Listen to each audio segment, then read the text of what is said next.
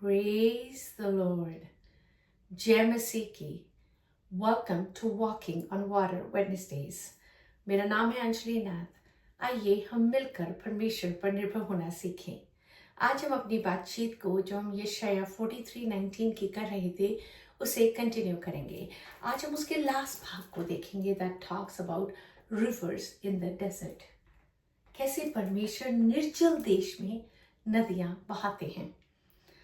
किसी ने बखूब कहा है which is Rumi, as you start to walk out on the way appears.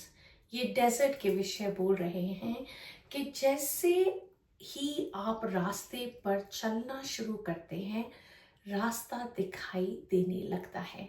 पर अगर आप बैकवर्ड्स भी देखें, जिन्होंने डेजर्ट पे कदम रखे हैं उनके कदम के फुटप्रिंट्स भी दिखते हैं। आइए वर्स को देखते हैं। Behold, I am doing a new thing. Now it springs forth.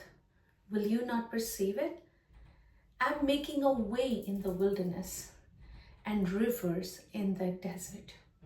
देखो मैं एक नई बात करता हूँ। सो परमेश्वर एक नई चीज हमारे जीवन में कर रहे हैं, वह अब भी प्रकट होगी। क्या तुम उससे अनजान रहोगे? And according to me, literally every day परमेश्वर कोई नई चीज या जो काम परमेश्वर हमारे जीवन में कर रहे हैं उसे नई रीति से हमारे ऊपर स्पष्ट करने की कोशिश करते हैं।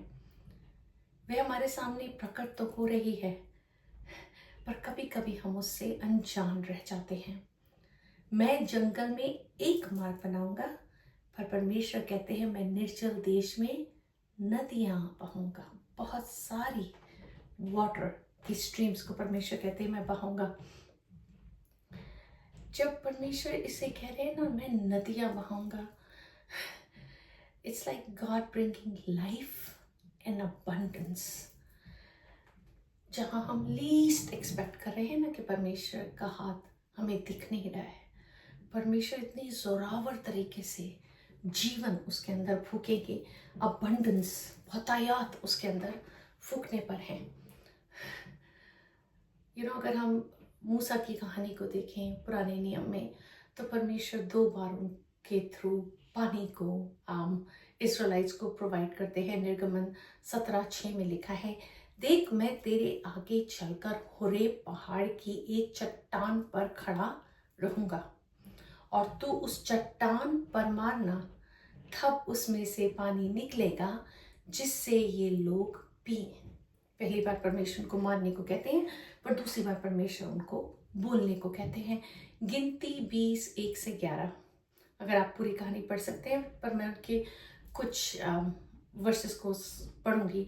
तब यहोवा ने मूसा से कहा, तू लाठी को ले, चट्टान से बातें कर, तब वह अपना जल देगी। इंस्टेड मूसा ने हाथ उठाकर लाठी चट्टान पर 2 बार मारी और उसमें से बहुत पानी फूट निकला। जब मैं इस कहानी को पढ़ रही थी और मनन करने की कोशिश कर रही थी, तो परमेश्वर ने एक बात मुझे बखूबी सिखाई। इट्स वेरी इम्पोर्टेंट कि हम जब परमेश्वर की आवाज़ को सुनते हैं तो हम वो करते हैं जो परमेश्वर कह रहे हैं। अगर आप इस वर्ष से लिंक करें तो परमेश्वर कह रहे हैं मैं एक नई बात करता हूँ। तो मूसा की कहानी में परमेश्वर वही काम कर रहे हैं, पानी ला रहे हैं चट्टान में से, पर एक नई रीति से ला रहे हैं, अ न्यू थिंग। सो वो जो न्यू थिंग परमेश्वर हमारे जीवन में करे ना, बहुत ज़रूरी है कि हम ध्यान कर may be it's an episode जो हमारे जीवन में बीता है, अ मिरेकल जो हमारे जीवन में बीता है, जिसे परमेश्वर रिक्रिएट कर रहे हैं, दोबारा से करने पर है, पर मे बी उसका इम्पैक्ट या जो उसमें हमारा कंट्रीब्यूशन है उस मिरेकल में, मे बी वो थोड़ा सा डिफरेंट है। सो बी श्योर कि हम परमेश्वर की आवाज़ को पवित्र आत्मा के थ्रू सुने। हम पुराने नियम नए नियम त्रिएक परमेश्वर को इस पानी के रूप में देखेंगे, राइट। हमने पुराने नियम में परमेश्वर को देखा कैसे उन्होंने मूसा की इजराइलियों की मदद करी कि उनको पानी मिल सके। परमेश्वर के लोगों और पशुओं को परमेश्वर ने प्रोवाइड किया। डजेंट मैटर अगर मूसा ने गलती भी करी, ऐसा नहीं है कि चट्टान में से पानी नहीं आया, पानी फिर भी आया, क्योंकि परमेश्वर अपने लोगों को भूखा और प्यासा नहीं छोड़ते, कंटिन्यूसली उनके लिए केयर करते हैं, मिरेकल्स पे मिरेकल्स करते जाते हैं ताकि वो सस्टेन हो सकें। हमें सावधान रहने की बहुत ज़रूरत है कि हम कॉन्स्टेंटली पवित्र आत्मा के साथ इन ट्यून रहें और परमेश्वर क्या कर रहे हैं उसको आत्मा की आंखों से देख सकें। परमेश्वर की पावर को, उनकी सामर्थ को, उनके प्रोविजन को हम कॉन्स्टेंटली परमेश्वर के साथ, परमेश्वर के लोगों के बीच में, चाहे हम डाउट कर रहे हों, चाहे हम कंफ्यूज्ड हों, कभी कभी हम डिसोबे भी कर जाते हैं in the midst of everything, कोई भी हार्डशिप क्यों ना हो। इट्स वेरी इंपॉर्टेंट कि हम कॉन्स्टेंटली परमेश्वर की आवाज़ पर अपने कान को लगाए रखें। परमेश्वर के नए कामों को जो हमारे जीवन में कर रहे हैं, वो एक नया काम कर रहे हैं, वो एक नई बात कर रहे हैं, वो अभी प्रकट हो रही है। And we just need to have eyes to see and ears to hear. So आइए आज हम इसी नदियों के विषय बातचीत करते हैं।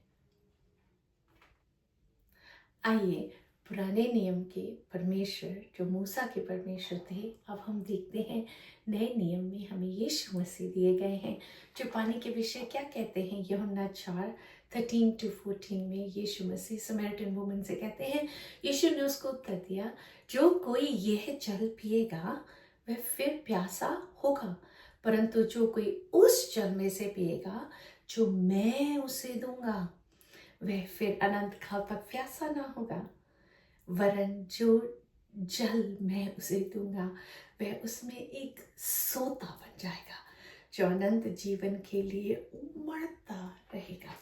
मेरा रिलेशनशिप और यीशु मसीह का बहुत टाइम से डिपेंड्स ऑन वाटर।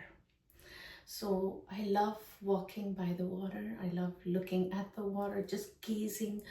जब पानी के फ्लो की आवाज़ आती है, चाहे फिर वो रिवर में से आए, चाहे फिर वो लेक में से आए, चाहे फिर वो ओशन में से आए, किसी भी वाटर बॉडी से आए, I feel so connected and I am able to hear God's voice so clear. So it's somehow we have a relationship. No wonder इस चैनल का नाम Walking on Water Wednesday है. But somehow rivers and streams and the flow of water. So ये जब मैं पढ़ रही थी, स्टडी करी थी, just rested on my heart beautifully. उसी रीति परमेश्वर ने हमें पवित्र आत्मा भी दिया है। यूहन्ना 7:37-39 में लिखा है, पर्व के अंतिम दिन जो मुख्य दिन है, यीशु खड़ा हुआ और पुकार कर कहा, यदि कोई प्यासा हो तो मेरे पास आए और पिए। जो मुझ पर विश्वास करेगा, जैसा पवित्र शास्त्र में आया है, उसके हृदय में से जीवन के जल की नदियां बह निकलेंगी। उसने यह वचन पवित्र आत्मा के विषय में कहा, जिसे उस पर विश्वास करने वाले पानी पर थे, क्योंकि आत्मा अब तक ना उतरा था, क्योंकि यीशु अब तक अपनी महिमा को ना पहुंचा था। But the glory was coming through the Holy Spirit. And आज पवित्र आत्मा कैसे उसी जल से हमें तृप्त करते हैं every single day. Living water. Hebrew में इसका मतलब है constantly being in a state of refreshing, replenishing and refilling. That's how I describe जब मैं प्रार्थना करती हूँ पानी के पास। लगातार ताजगी से भरते जाना। परमेश्वर जंगल में सिर्फ मार्ग ही नहीं बना रहे हैं, पर उसी डेजर्ट में, निर्जल देश में हमारे लिए यीशु के लहू के द्वारा पवित्र आत्मा कॉन्स्टेंटली नदियाँ बहा रहे हैं। हम एक से नहीं तृप्त हो पाते और दूसरी स्रोत परमेश्वर हमारे लिए खोलते जाते हैं। सो जब हम भरना शुरू होते हैं ना पवित्र आत्मा से, तो वो उंडेलते जाते हैं। somehow पवित्र आत्मा is always flowing, तेल के थ्रू, पानी के through, we can see it, we can feel it, and Holy Spirit is usually flowing just like water. So challenge के तरीके से let's continue to drink from the fresh water. जो पवित्र आत्मा रोज हमें फ्रेश दे रहे हैं, जो नई बात परमेश्वर रोज हमें रिवील कर रहे हैं, आइए हम उस स्रोत में से रोज पिए, भर कर इन द मॉर्निंग अपना दिन शुरू करें, नोइंग परमेश्वर तो हैं जो इस दिन में हमारे साथ चल रहे हैं, चला रहे हैं। एंड ऑफ द डे सोने से पहले रिफ्लेक्ट करें टू सी कि उस झरने ने हमारे जीवन में आज क्या भरा है, किस रीति भरा है, किस चीज से भरा है, क्या रिवील किया है, और शुक्रगुजारी के साथ हम अपने दिन को खत्म कर सकें। आइए हम प्रार्थना में ही चलते हैं। परमेश्वर हम आपका धन्यवाद करते हैं, आप निश्चल देश में, आप डेजर्ट में खुदावंद नदियाँ बहाते हैं, जहाँ पानी की उम्मीद नहीं होती है, जहाँ इतनी धूप होती है, इतनी गर्मी होती है कि पानी सूख जाता है, एवेपोरेट हो जाता है, पर वहाँ आप एक नदी नहीं, नदियाँ बहाते हैं। No less of a miracle, but you, oh God, are a miracle working God. So मैं प्रार्थना करती हूँ अपने लोगों के जीवन में कॉन्स्टेंटली प्रभु यीशु मसीह नदियों को बहाते जाएं। पवित्र आत्मा आप वो मन दे, वो आंखें दे, वो कान दे कि वो सुन सकें, और प्रभु जी आपके काम उनके जीवन में निरंतर पूरे होते जाएं। हर चीज़ में, हर बात में आपका धन्यवाद करते हुए आदर महिमा इज्जत जलाल केवल और केवल आपको मिले। यीशु मसीह के नाम में मांगती हूँ, सुन और दया से ग्रहण करें। आमीन। God bless you. Stay blessed. Stay safe.